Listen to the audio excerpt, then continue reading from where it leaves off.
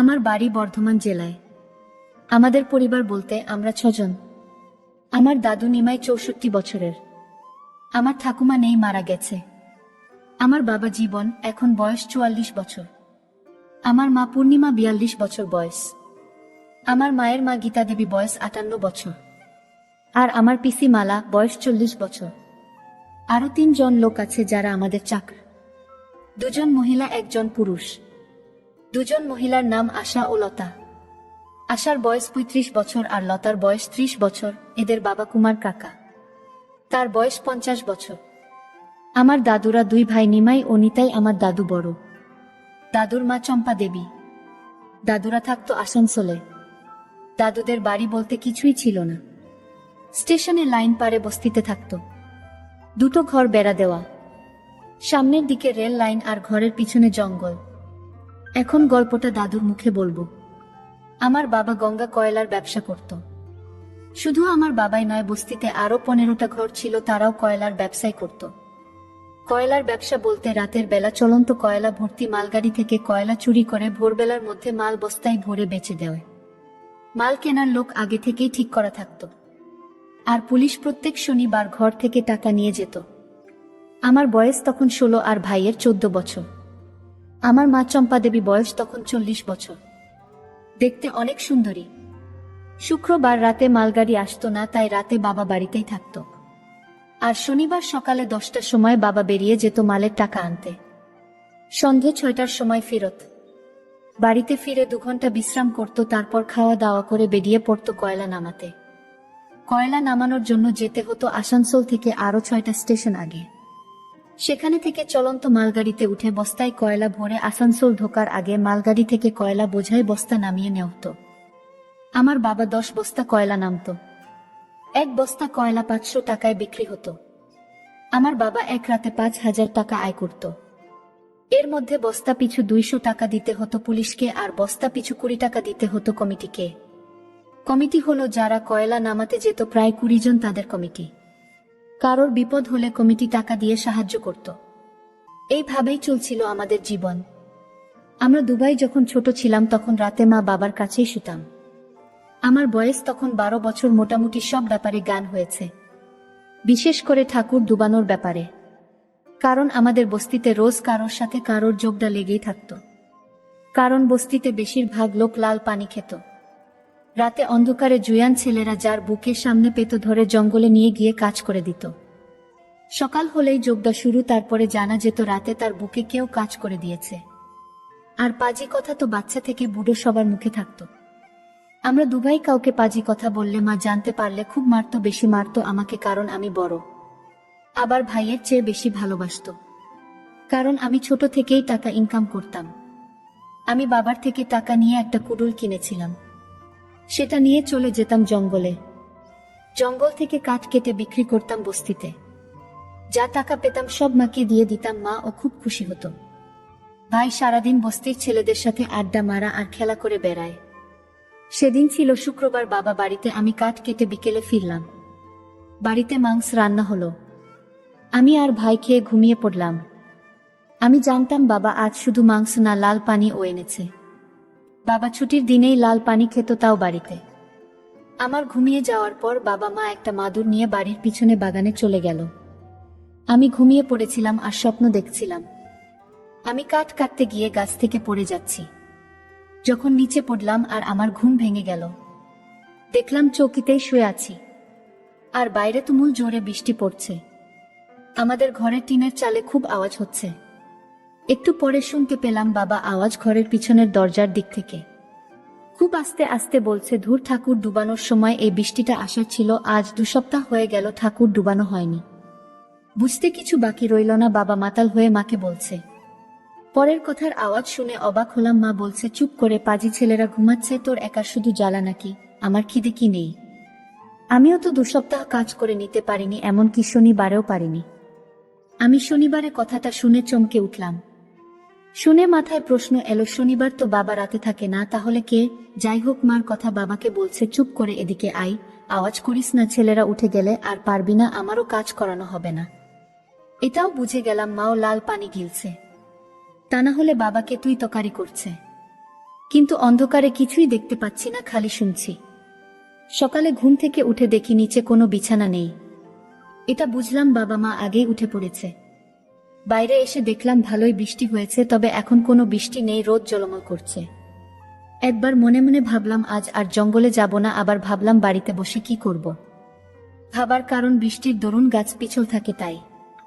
সকালে খেয়ে বেরিয়ে পড়লাম কুডুল নিয়ে, বাবা চলে গেল কয়লার টাকা আনতে। আমি জঙ্গলের দিকে হাঁটা লাগলাম। হাঁটতে হাঁটতে ভাবছিলাম কাল রাতের কথা। খুব ইচ্ছা হচ্ছিল দৃশ্যগুলো দেখতে, কিন্তু কপাল খারাপ, অন্ধকারে কিছুই দেখতে পেলাম না। তবে যা অনুভব করেছি আর যা শুনেছি তাই বা কম কি।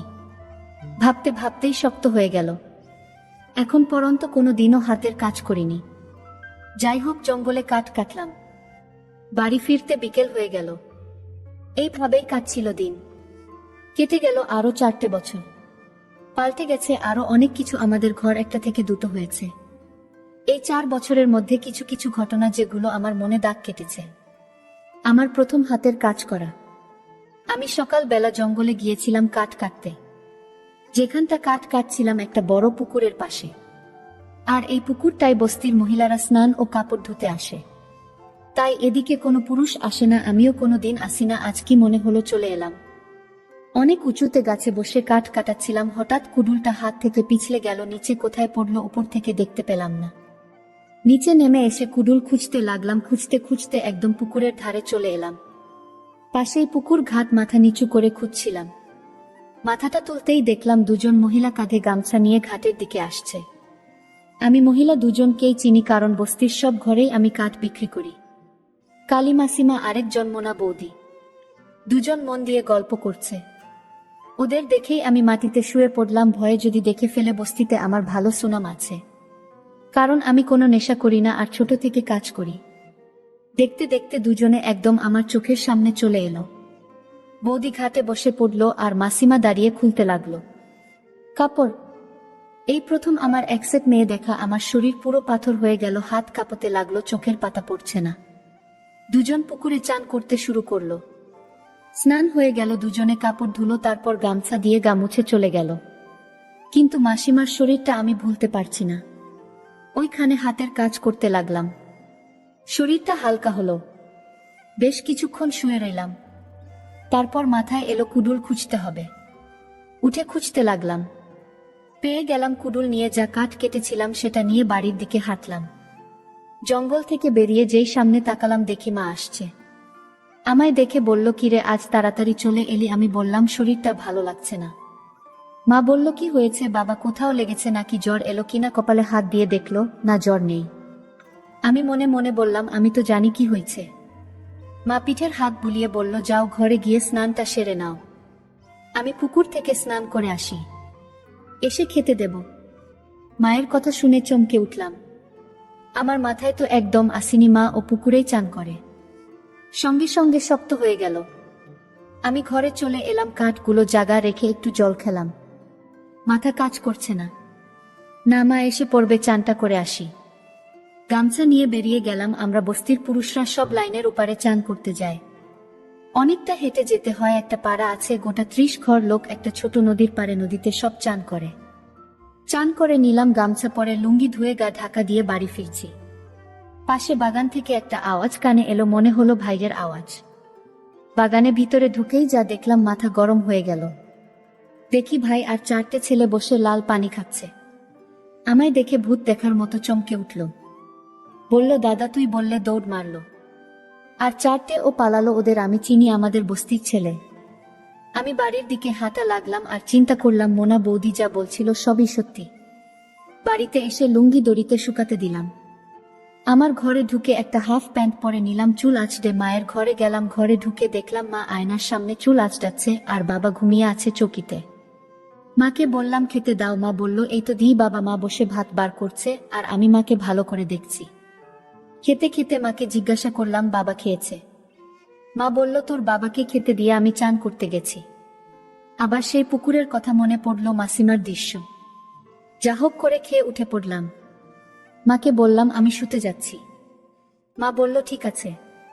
আমার ঘরে এসে চৌকিয়ে শুয়ে পড়লাম। শুয়ে শুয়ে চিন্তা করছি, মা ও পুকুরে চান করতে যায়, তাহলে কি মা ও একসেট হয়ে চান করে মাসিমার মতো? মাকে একসেট হলে কেমন লাগবে ভাবতেই কেমন যেন হলো। শুয়ে চিন্তা করলাম মাকে পুকুরে চান করতে দেয়া যাবে না। যদি অন্য কেউ মাকে একসেট দেখে ফেলে, মার চান করা ঘরেই ব্যবস্থা করতে হবে। আর ভাইয়ের ব্যাপারটা বাবার সাথে আলোচনা করতে হবে। ভাইয়ের কথা মনে পড়তে আবার চিন্তা এলো, কোথায় পালালো পাজিটা, এখনো ঘরে এলো না। এটাও মনে হলো ওর কপাল আছে, অমন একটা মেয়েকে কাজ করে দিল। আর আমি এখনো কাউকে কাজ করে দিতে পারলাম না। কালী মাসিমা মাঝে মাঝে আমাদের ঘরেও আসে। মাসিমা ঘরে ঘরে কাপড় বিক্রি করে। মায়ের সাথে খুব আলাপ আছে, সুখ দুঃখের কথা হয়। শুয়ে শুয়ে বিকেল হয়ে গেল, এখনো ভাই এলো না। হঠাৎ বাইরে কে মাকে ডাকছে, চম্পা চম্পা করে। বেরিয়ে দেখি মাসিমা। মনে মনে বললাম অনেক দিন বাঁচবে, মনে করতে না করতেই এসে হাজির। মাসিমা আমায় দেখে বলল, কি নিমাই, কেমন আছিস? আমি বললাম, ভালো। তুমি কেমন আছো মাসিমা? তা তুই কাঠের টাকা নিতে তো এলি না বাবা? আমি বললাম, ও মাসিমা, টাকা নিয়ে তুমি চিন্তা করো না, তোমার যখন মনে হবে মাকে কাপড় দিয়ে মিটিয়ে দিও। আমি মাকে বললাম, মাসিমাকে বসতে দাও। মা বলল, ঘরে এসো দিদি, একটু চা খেয়ে যাও। মাসিমা মাকে বলল, চম্পা, একটা হীরের টুকরো ছেলে পেয়েছিস তুই। বুঝতে পারলাম আমার কথা বলছে। মা বলল, শুধু কি আমার ছেলে, তোমার নয়? মাসিমা, হ্যাঁ বাবা। বাবা ঘর থেকে বেরিয়ে এলো। আমি বাবাকে আমার ঘর ডাকলাম। বাবাকে বললাম, তোমার সাথে কিছু কথা আছে। বাবা ঘরে ঢুকে চৌকিতে বসলো। বল, কি বলবি? আমি বললাম, ভাই যে ব্যাপারে কিছু খবর পেয়েছো? বাবা, কি হয়েছে ভাইয়ের? আমি বললাম, বাজে বাজে ছেলেদের সাথে মিশছে, লাল পানি খাচ্ছে আর বস্তিতে অকাজ করে বেড়াচ্ছে। বাবা রেগে বলল, আসুক, আজ পিটিয়ে লম্বা করে দেব। আমি বাবাকে বুঝিয়া বললাম, মারধর করে কোনো লাভ হবে না। বাবা, কি করা যায় বলতো? আমি বাবাকে বললাম, ওর বন্ধুদের থেকে আলাদা করতে হবে। বাবা বলল, তোমার সাথে কাজে নিয়ে যাও, সারা রাত জেগে থাকবে, সকালে তোমার সাথে আসে ঘরে ঘুমাবে, বন্ধুত্ব সব ছেড়ে যাবে। বাবা, তুই ঠিক বলেছিস, আজই নিয়ে যাব। আমি বললাম, না, আজ না, কাল থেকে। আমি বাবাকে বললাম, তুমি বুঝতে দেবে না, আমি তোমায় সব বলেছি। বাবা, ঠিক আছে। বাবা বেরিয়ে গেল কাজে। মাসিমাও চলে গেছে। আমি মার কাছে গিয়ে বললাম, মা, চা দাও। চা খেতে খেতে মাকে জিজ্ঞাসা করলাম, মাসিমা কি বলল? মা তোর খুব সুনাম করছিল আর তোর ভাইয়ের গুণগান করছিল, আর বলল কালিদি তোকে একবার ওর ঘরে যেতে বলেছে। আমি বললাম, কেন? মা বলল, ওই সামনে মঙ্গলবার তোকে নিয়ে হাটে যাবে। আমি বললাম, কেন, আমাকে নিয়ে কেন? মা বলল, আমি জানি না, তুই জানা গিয়ে জিজ্ঞাসা কর আমায়, এত বোকাশোনা, আমার মাথা গরম আছে। আমি চমকে উঠলাম, মা তো এরকম ব্যবহার করে না, তাও আমার সাথে। আমি ফট করে মায়ের হাতটা ধরে হাত বুলতে বুলতে জিজ্ঞাসা করলাম, কি হয়েছে? আমার কাছে বসিয়ে মা একটু ঠান্ডা হয়ে বলল, এক ছেলে, হীরের টুকরো আর একটা অপদার্থ। আমি বুঝে গেলাম মাসিমা সব বললে দিয়েছে মাকে বৌদির কথা। আমি মাকে বললাম, তুমি ভাইকে কিছু বলবে না, আমি ওর সব ব্যবস্থা করে ফেলেছি। মা আমার হাতটা চেপে ধরে বলল, তুই দেখ বাবা, তুই পারবি ওকে সোজা করতে, তুমি চিন্তা করো না, তুমি শুধু চুপ থাকবে। আমি যাই তাহলে মাসিমার কাছে বলে বেরিয়ে পড়লাম। ঘর থেকে বেরিয়েছি, দেখি ভাই আমার ঘরে ঢুকলো, আমাকে দেখেই আমার পা জড়িয়ে ধরলো, বলল, দাদা, আমার ভুল হয়ে গেছে, আমি আর কোনোদিন লাল পানি খাবো না, তুই বাবাকে বলিস না। আমি ওকে ধরে চৌকিতে বসলাম আর বললাম, শুধু কি লাল পানি খাস আর মোনা বৌদি? ও চমকে উঠল, তুই কি করে জানলি? আমি, তুই ভাবিস তোর কিছুই খবর রাখি না। আমায় জড়িয়ে ধরে কাঁদতে শুরু করলো। ওকে চুপ করিয়া বললাম, আমি কাউকে কিছু বলিনি। তুই যা, চান করে আয়, লাল পানির গন্ধ বেরোচ্ছে। ও চান করতে চলে গেল। আমি আবার মায়ের কাছে গেলাম, মাকে বললাম, ভাই এসছে, তুমি কিন্তু কিছু বলবে না, ওকে বুঝতে দেবে না, তুমি সব জানো। মা বলল, ঠিক আছে, আমি আসছি বলে বেরিয়ে পড়লাম। মাসিমার ঘরের সামনে পৌঁছে ডাক দিলাম। মাসিমা বেরিয়ে বলল, বাবা এসেছিস, আয় ভিতরে আয়। ভিতরে ঢুকে দেখি একটা হারিকেন জ্বলছে, মাসিমা শুধু শাড়ি পরে। আমি ঘরে যেতেই মাসি ঘরের দরজা বন্ধ করে দিল। আমি কিছুটা আন্দাজ করতে পারছিলাম কি হতে চলেছে। মনে মনে খুশিও হচ্ছিলাম। এবার বুঝিয়ে আমার শুক্তি হলো। মাসিমা দরজা বন্ধ করে আমার পাশে এসে বসল। তারপর বলল, বাবা একটা কথা বলবো তোকে, কিন্তু রাখতে হবে। আমি বললাম, কি কথা? মাসিমা বলল, আমার অনেক দিনের ইচ্ছা, তোর মতো একটা জোয়ান ছেলেকে দিয়ে কাজ করিয়ে নেব, প্লিজ তুই না করিস না। আমি তো মনে মনে এটাই চাইছিলাম। আমি মাসিমাকে বললাম তুমি একটা আবদার করেছো আর আমি সেটা রাখবো না, তা কি হয়?